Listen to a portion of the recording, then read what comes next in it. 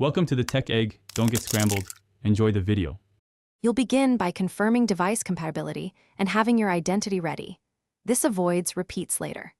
Open the My Jio app and log in with the number tied to your physical Jio SIM. Once done, request eSIM activation from the app's SIM settings or visit a Jio store if prompted. Make sure your Aadhaar and phone are at hand because you'll need OTP verification and a quick document photo to start the eSIM provisioning process. You now request the eSIM, select Replace with eSIM inside My Jio, or inform the agent at Jio outlet. You'll verify ownership using an OTP to your current SIM and either upload Aadhaar or complete in-person verification. This prevents fraud.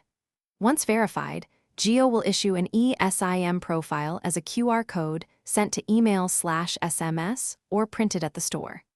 Keep that QR secure. It contains your activation credentials and is required to provision the eSIM onto your device. You'll install the eSIM by scanning the QR in settings under Cellular or Mobile Data and choosing Add Cellular Plan.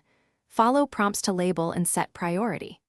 After installation, restart the device, enable the new plan, and test calls and mobile data to confirm activation.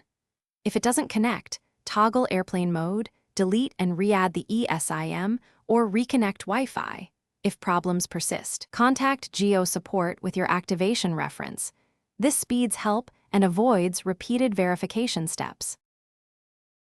Thanks for watching. Consider subscribing if I helped unscramble your problems.